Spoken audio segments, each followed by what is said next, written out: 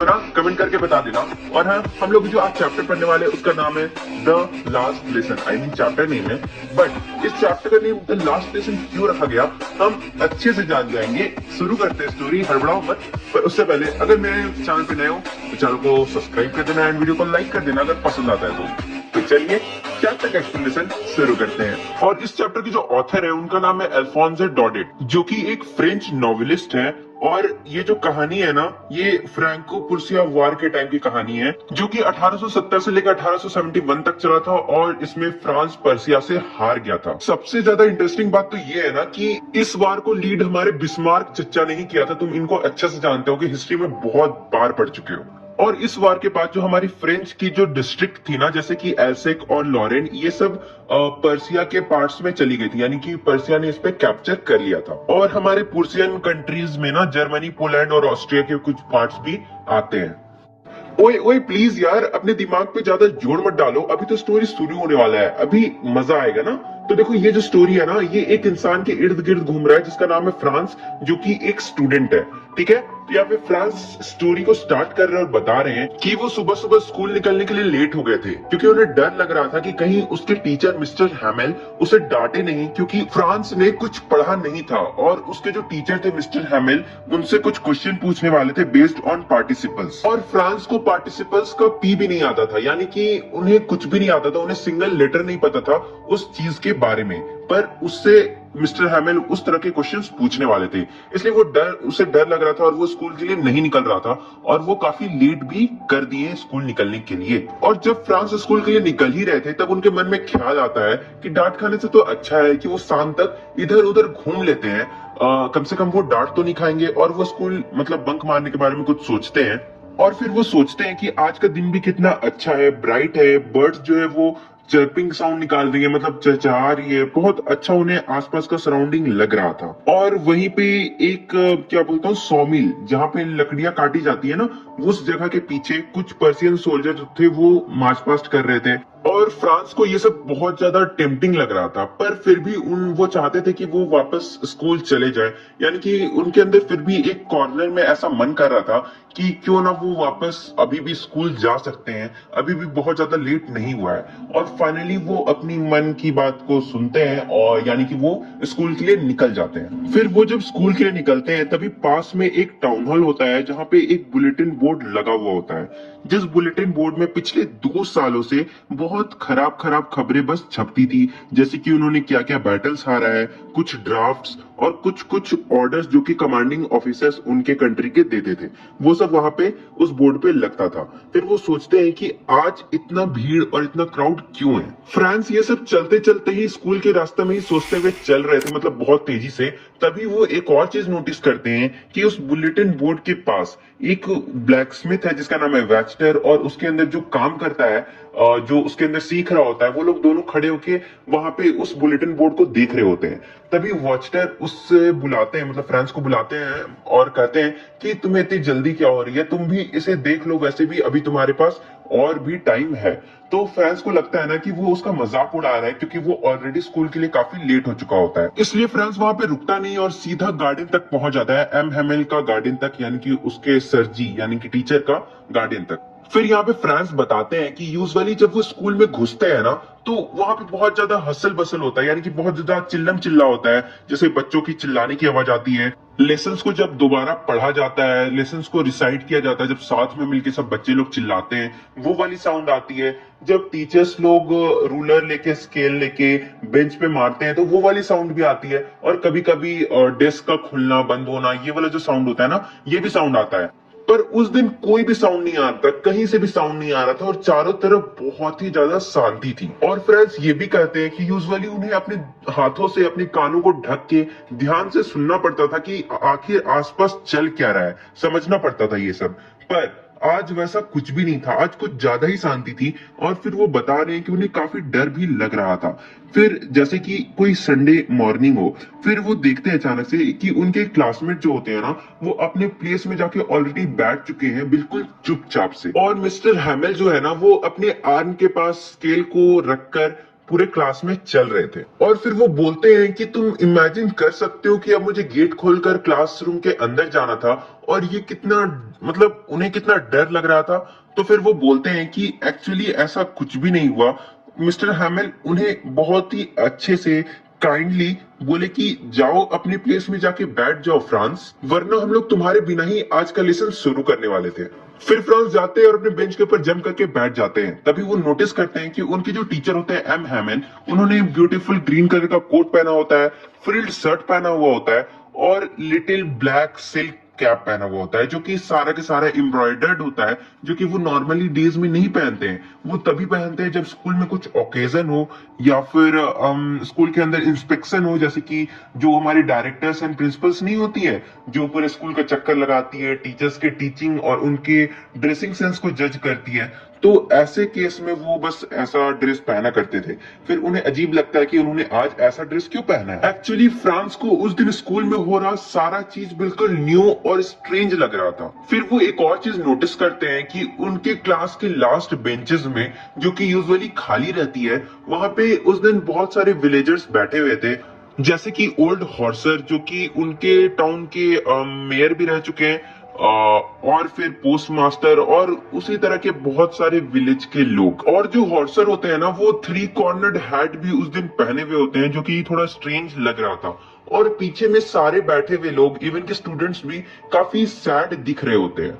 और बस यही तक नहीं, वो जो हॉर्सर होते हैं ना, जो कि पुराने मेयर भी रह चुके होते हैं, वो एक प्राइमरी की किताब लाते हैं जो कि बहुत ज्यादा पुरानी हो गई थी, ठीक है, और वो साइड साइड से फट भी गई थी, मतलब बहुत ज्यादा, समझ रहे हो ना, पुरानी बुक जैसे होती है। और वो अपने उसे लैब पे नी के पास रखे हुए होते हैं, ठीक है, और अपने जो चश्मा होता है ना, उस बुक के ऊपर उतार के रख देते हैं। फ्रांस को ये सब चीज बहुत ही ज्यादा स्ट्रेंज लग रहा था। तभी एम हैमिल जो होते हैं ना, वो आराम से अपने सीट पे बैठते हैं और बहुत ही ज्यादा जेंटल टोन में, आई मीन ग्रेव और जेंटल टोन में बच्चों को ये कहते हैं कि सुनो, मेरी बातों को ध्यान से सुनो, ये तुम लोगों का आज लास्ट लेसन है जो कि फ्रेंच में तुम्हें पढ़ाया जाएगा।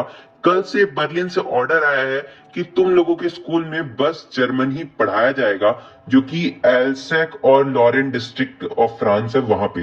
अब वहां पे फ्रेंच और नहीं पढ़ाया जाएगा। तो ये तुम लोगों का लास्ट लेसन है फ्रेंच लैंग्वेज के लिए। इसलिए एम हैमिल कहते हैं कि तुम लोग आज ये जो हमारा लास्ट लेसन है, इसे ध्यान से सुनना। फिर फ्रांस जो होता है, उसे थोड़ा शॉकिंग फील होता है और फिर वो सोचता है और कहता है कि ओ अच्छा, इसलिए टाउन हॉल के पास इतना ज्यादा भीड़ लगा हुआ था। फिर वो सोचता है कि क्या सच में उसे अब फ्रेंच पढ़ना छोड़ना होगा, क्योंकि उसे अभी तक फ्रेंच अच्छे से लिखना तक नहीं आता। फिर उसे बहुत ज्यादा बुरा फील हो रहा होता है और वो सोचता है कि काश उसने अपने लेसन्स को अच्छे से पढ़ा होता, इंस्टेड ऑफ कि वो बर्ड्स और रिवर के पास बैठ के अपना टाइम वेस्ट करने की बजाय। अब फ्रांस बता रहा है कि उसे जो पुराने हेवी बुक्स जो लगते थे, जो हेवी बुक्स होते थे, जो कि ग्रामर्स के बुक होते थे और हिस्ट्री ऑफ सेंट्स होते थे, वो बहुत ज्यादा हेवी और फालतू लगते थे। और अब वही, मतलब फ्रांस बोल रहा है, वही वो उस बुक को छोड़ना नहीं चाहता, क्योंकि वो सारे बुक्स उसके पुराने दोस्तों की तरह लगते हैं उसे। और इसलिए उनके जो टीचर थे एम हैमिल, उन्होंने अपना जो टेम्पर्ड वाला और उनका गुस्सा वाला चेहरा था, उनका जो गुस्सा वाला मूड था, इसलिए उन्होंने ये सारी चीजों को भी भुला दिया था, क्योंकि ये उनका लास्ट डे था। और लास्ट डे में कौन टीचर चाहेगा कि वो बच्चों पे गुस्सा करे। मतलब अल्ट्रा लीजेंड प्रो टीचर होगा तो अलग बात है। तो तुम लोग समझ रहे होगे। अब फ्रांस सोचता है ना कि अब वो एम हैमिल को फिर कभी नहीं देखेगा, तो फिर वो ये सब चीज भूल गया कि एम हैमिल कैसे उस पर गुस्सा करते थे, कैसे अपने रूलर का यूज करके डराते थे एंड ऑल। तो वो ये सब चीज भूल गया और बस वो ये चीज सोच रहा था कि अब वो एम हैमिल से फिर कभी नहीं मिल पाएगा। फिर फ्रांस को समझ में आता है कि मैम एम हैमिल ने इतना अच्छा ड्रेस क्यों पहना हुआ है। फिर वो फ्रांस बता रहे हैं कि वो जो पीछे में विलेजर्स जो बैठे हुए थे ना, वो एक्चुअली एम हैमिल को गुड बाय कहने आए थे या उस टाइप से कुछ, क्योंकि उन्होंने एम हैमिल ने उस स्कूल में अपना 40 साल व्यतीत किया था और अब वो उस स्कूल को छोड़कर जा रहे थे। इसलिए जो विलेजर्स है ना, उन्हें देखने के लिए, उनसे मिलने के लिए, उन्हें आखिरी बार गुड बाय कहने के लिए वहां पे आए थे, ताकि वो सारे विलेजर्स उनके जो फेथफुल सर्विसेज थे, यानी कि एम हैमिल के जो फेथफुल सर्विसेज थे जो उन्होंने पढ़ाया बच्चों को, उन सब के रिस्पेक्ट में विलेजर्स उन्हें शुक्रिया कर सके या फिर उसी टाइप से कुछ। और फ्रांस ये सब बहुत सारी चीजों के बारे में सोच रहा होता है, तभी एम हेमिल अचानक से फ्रांस का नाम लेते हैं और फिर फ्रांस रियलाइज करते हैं कि अब उनका टर्न आ गया है कि वो पार्टिसिपल्स के रूल्स के बारे में और वो सब बारे में अपने सर एम हेमिल को सब कुछ बता पाए।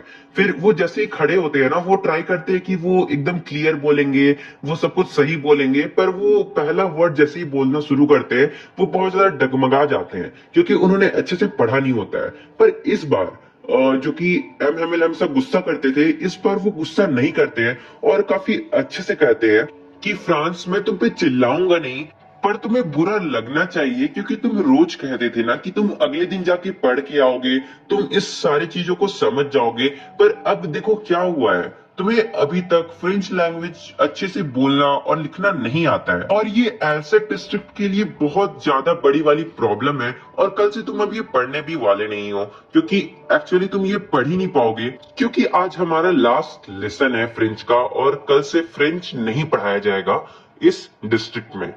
और कल से जो लोग तुम्हें रूल करने के लिए आएंगे, हमें रूल करने के लिए आएंगे, अब उनके पास पूरा राइट है कि वो कह सकते हैं कि तुम लोग कहते हो कि तुम लोग फ्रेंचमैन हो पर तुम्हें अपनी लैंग्वेज ही अच्छे से नहीं आती है।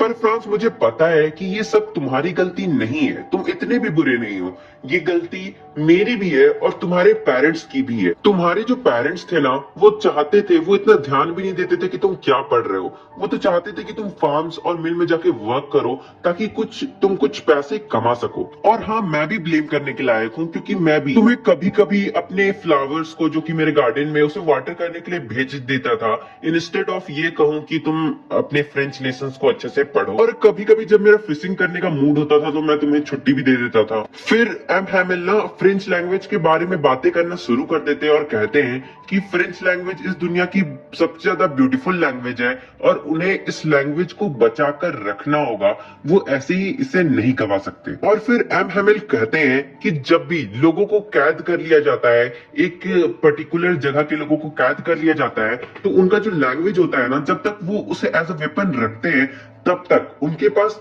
तब तक अपने कैद की चाबी होती है। मतलब जब तक लोग अपने लैंग्वेज को सेव करके रखते हैं, लैंग्वेज पे पकड़ रखते हैं ना, जब तक उनके पास अपने लैंग्वेज पे पकड़ होती है तब तक उनके पास इंस्लेवमेंट की चाबी होती है, की होती है। कंट्री अब स्लेव बन चुकी है ना, वो कंट्री, अगर जो कंट्री स्लेव नहीं बनी है, यानी कि जो कंट्री के नीचे वो स्लेव बनी है, उसी कंट्री की लैंग्वेज बोलने लगे या फिर उसे सीखने लगेंगे ना, तो फिर वो कभी भी आजाद नहीं हो पाएंगे। फिर एम हेमिल एक ग्रामर की किताब लेते हैं, बुक लेते हैं और उस लेसन को पढ़ाना शुरू कर देते हैं, एक लेसन को उठा के।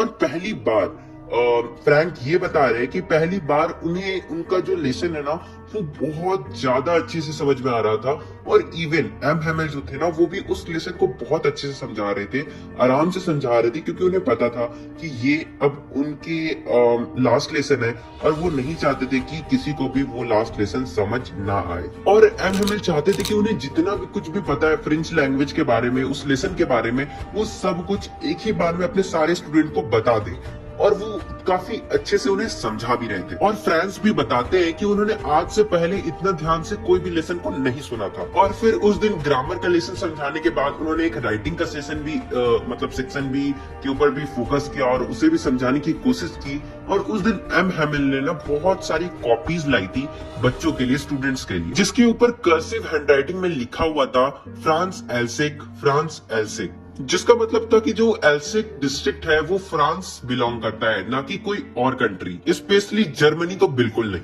और जब सारे बेंच में वो कॉपी रख दिया जाता है तो क्लासरूम में ऐसा लग रहा था ना कि जैसे सारे बेंचेस में फ्लैग्स लगे हुए हैं और सारे फ्लैग्स एक दूसरे से रॉड के हेल्प से कनेक्टेड है, ऐसा उन्हें लग रहा था। और तब पूरा क्लास शांत हो जाता है और उनकी क्लास में बस एक ही आवाज सुनाई दे रही होती है, वो होती है स्क्रैचिंग ऑफ पेन्स की, यानी कि जब पेन से लिखते हैं ना तब जो आवाज आती है कॉपी में पेन से लिखने टाइम, वो वाली आवाज। समझ रहे हो कितना एक्चुअली में पिन ड्रॉप साइलेंस का क्या मतलब होता है। फिर फ्रांस बताते हैं कि पहले जब उनकी क्लास में इंसेक्ट्स घुसते थे ना, तो सारे बच्चे उन इंसेक्ट्स को देख के चिल्लाने लगते थे, अजीबोगरीब हरकत करने लगते थे। पर इस बार जब इंसेक्ट्स उनकी क्लास में घुसा तो किसी ने कुछ रिएक्ट नहीं किया, सबके सब बहुत ज्यादा अटेंटिव थे अपने टीचर के प्रति, अपनी क्लास के प्रति। फिर वो बता रहे कि उनकी क्लास के ऊपर जो पीजन्स बैठे हुए थे, यानी कि जो कबूतर बैठे हुए थे, वो भी बिल्कुल भी साउंड नहीं कर रहे थे। जैसे ऐसा लग रहा था कि वो लोग भी एम हैमिल की बातों को अच्छे से सुन रहे हैं और लेसन्स को समझ रहे हैं। फिर वो सोचते हैं कि क्या जर्मन्स लोग बोलेंगे पिजन्स को भी कि वो लोग अपना लैंग्वेज चेंज करके जर्मन्स बोलने लगे, या फिर उस टाइप से कुछ, मतलब लैंग्वेज चेंज कर ले अपना। फिर वो बोलते हैं कि जब वो लिख रहे थे तब वो नोटिस करते हैं कि एम हैमिल, यानी कि फ्रांस ये सब बोल रहे हैं कि जब वो लिख रहे होते तब वो नोटिस करते हैं कि एम हैमिल पूरे क्लासरूम को बहुत ही ज्यादा ध्यान से देख रहे थे। मानो ऐसा लग रहा था कि वो पूरे क्लास के पिक्चर्स को, मतलब पूरे क्लास के पिक्चर को एक बार में कैद करना चाहते हो अपनी आंखों में या फिर अपने दिमाग में। और वो ऐसा इसलिए करना चाहते थे क्योंकि वो पिछले 40 साल से उसी स्कूल में पढ़ा रहे हैं और अब उन्हें वो स्कूल छोड़ के जाना होगा। फिर फ्रांस बोलता है ना कि 40 साल पहले और 40 साल बाद ज्यादा कुछ नहीं बदला है। क्या क्या बदला है? जो उनके क्लासरूम में बेंचेस थे ना, वो थोड़े पुराने हो गए, बेंचेस और डेस्क थोड़े पुराने हो गए। और उन्होंने जो 40 साल पहले, यानी कि एम हैमिल ने 40 साल पहले जो वॉलनट के ट्रीज लगाए थे वो बड़े हो गए, और हॉफमाइंस की जो ट्री लगाई थी वो भी थोड़ी बड़ी हो गई है। बस यही डिफरेंस है। यानी कि क्या क्या डिफरेंस है? वॉलनट की ट्रीज बड़ी हो गई है, हॉफमाइन की ट्री बड़ी हो गई है, और जो बेंच और डेस्क थे ना वो थोड़े पुराने हो गए। फिर फ्रांस को उस टाइम रियलाइज होता है कि मतलब उसे बहुत बुरा लग रहा था, और वो सोच रहा था ना कि अब वो सच में अपने लैंग्वेज के पेपर्स को नहीं पढ़ पाएगा। फिर उसी टाइम फ्रैंक को आवाज आता है कि जो एम हैमिल की बहन थी ना, वो ट्रंक्स को पैक करके निकल रही थी, यानी कि अपना पैकिंग करके निकल रही थी, क्योंकि नेक्स्ट डे अब उन्हें वो कंट्री छोड़ के जाना था। तब भी फ्रांस बहुत ही ध्यान से उस लास्ट लेसन को सुन रहे थे, ताकि क्योंकि वो एकदम अच्छे से उस लास्ट लेसन को समझना चाहते थे। और तभी चर्च का घंटा बजता है, और तभी फ्रांस देखता है ना कि वो जो सोल्जर्स उसने सुबह जाते हुए देखा था, वो वापस से मार्च पास्ट करके, यानी कि जो भी वो लोग करते होंगे वो करते हुए वापस आ रहे थे, एकदम ढोल बाजा बजा के। एंड वो लोग वापस आ रहे थे, तभी चर्च का घंटा बजता है एंड क्लास ओवर हो जाता है। एंड जैसे ये सब होता है ना, तो पीछे जितने विलेजर्स के लोग बैठे हुए थे वो सब खड़े हो जाते हैं। किसके रिस्पेक्ट में? एम हैमिल के रिस्पेक्ट में। फिर एम हैमिल कुछ बोलना चाहते थे, ठीक है, वो क्लास को कुछ बोलना चाहते थे, पर वो बोल नहीं पाते। वो बोलते आई आई, उसके बाद रुक जाते हैं। फिर वो क्या करते हैं ना, बोर्ड की तरफ टर्न करते हैं और अपनी लैंग्वेज में, यानी कि फ्रेंच लैंग्वेज में लिख देते हैं वी आर लव फ्रांस, यानी कि लॉन्ग लिव्ड फ्रांस। और उसके बाद एम हैमिल ऐसे नहीं कहते हैं कि अब क्लास खत्म हो चुका है तुम लोग जाओ, ऐसा वैसा कुछ नहीं कहते हैं, एक वर्ड भी नहीं कहते हैं। बस अपने हाथों के जेस्चर से ऐसे स्टूडेंट को समझ में आ जाता है कि वो कहना चाहते हैं कि अब क्लास खत्म हो चुका है तुम लोग जाओ, पर एक्चुअली में वो कुछ नहीं कहते हैं। और यहाँ पे हमारा चैप्टर खत्म होता है। तो देखो, एक दो चीज याद रखना, जैसे कि कौन कौन सा लेसन हुआ था उनके क्लास में। सबसे पहले ग्रामर का लेसन हुआ था, फिर राइटिंग का लेसन हुआ था, फिर हिस्ट्री का लेसन हुआ था, है ना। और हाँ, एक और चीज याद रखना कि वहां पे पीजन्स को ये बोला जा रहा था कि क्या जर्मन लोग आके बोलेंगे कि पीजन्स लोग भी जर्मन लैंग्वेज में गाए, अपने लैंग्वेज को चेंज करके। ठीक है, ये दो चीज था जो इंपॉर्टेंट था मुझे